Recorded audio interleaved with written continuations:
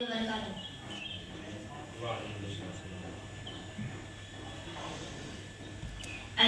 لله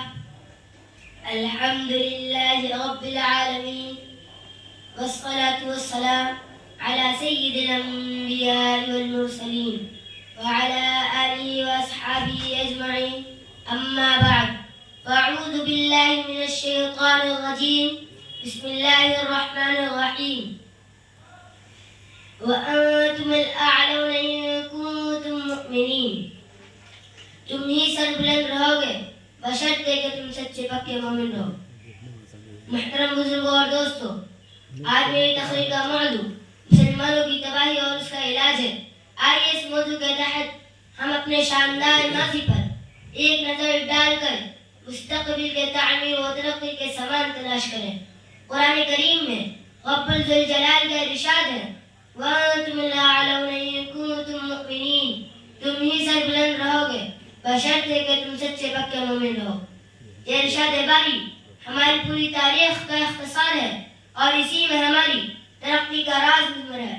تاریخ کے سینکڑوں واقعات یہ بتانے کے لیے کافی ہے کہ جب بھی ہمارا رشتہ اللہ تعالیٰ سے اور اس کے دین سے مضبوط رہا، سربلندی اور کامیابی نے ہمارے قدم چھوئے، اور جب کبھی اس رشتے میں کسی قسم کی کمزوری آئی تو ہم عزت و رفعت کے آسمان سے ذلت و پستی کے غار میں جا گرے. تاریخ ہمارے سامنے جنگ بدر کی مثال پیش کرتی ہے. جنگ بدر میں جو کامیابی ہوئی وہ صرف ہمارے رشتے کی مضبوطی کی بنیاد پر ہوئی، ورنہ اگر کامیابی ہوتی تو کفار مکہ کی ہوتی، کیونکہ کفار مکہ تقریباً 1000 تھے اور بڑے جوش و خروش کے ساتھ تھے. ان کے پاس 700 اونٹ، 200 گھوڑے، نیز سب کے پاس تلوار اور دیگر جنگی ہتھیار موجود تھے.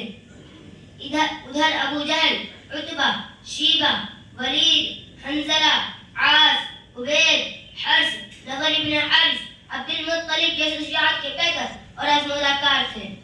ادھر بیچارے مسلمان بے سر و سامان، کل تعداد 313، سواری کے لیے کل 2 گھوڑے اور 70 اونٹ تھے. ہر ایک پر 3 4 آدمی سوار تھے اور بعض پیدل ہی سفر کر رہے تھے.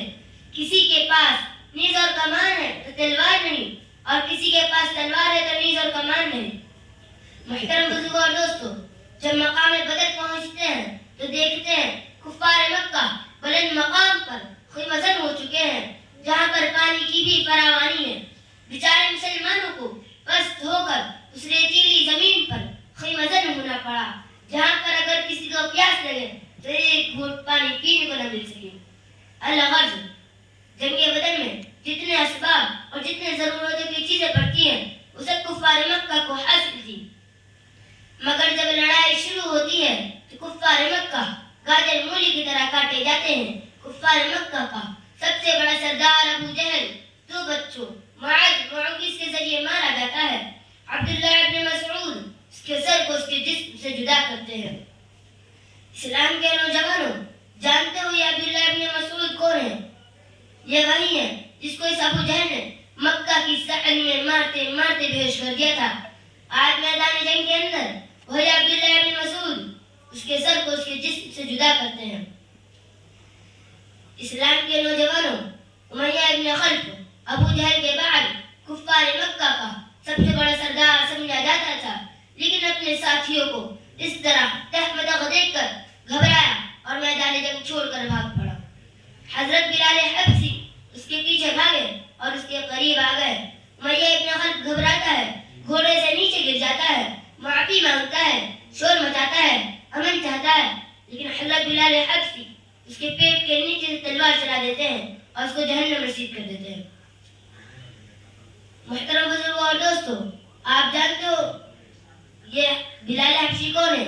اسی امیہ ابن خلف کے غلام ہے. جب اسلام قبول کیا تو مکہ کے اندر دوپہر کے وقت تپتی ہوئی ریت پر لیٹا کر پتھر کی بڑی بڑی چٹانیں رکھ دیتا تھا تاکہ یہ حرکت نہ کر سکے.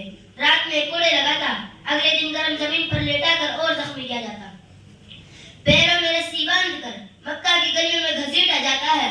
طرح طرح کے عظمتیں و تکالیف دیے جاتے ہیں، یہاں تک کہ تکالیف دینے والے تھک جاتے ہیں، اکتا جاتے ہیں. کبھی امیہ ابن خلف کا نمبر آتا ہے، کبھی ابو جہل کا نمبر آتا ہے. کبھی اوروں کا نمبر آتا ہے. آج میدان جنگ کے اندر وہی حضرت بلال حبشی اس کے پیٹ کے نیچے سے تلوار چلا دیتے ہیں اور اس کو جہنم رسید کر دیتے ہیں. وہ کون سی چیز تھی جس نے غالب کو مغلوب اور مغلوب کو غالب کر دیا؟ سچ فرمایا ہے اللہ تبارک و تعالی نے وَأَنْتُمْ لَعَلَمُونَ إِن كُنتُم مُؤْمِنِينَ. تم ہی سربلند رہو گے بشرط ہے کہ تم سچے پکے مومن رہو. میں اپنی تقریر کو یہاں ختم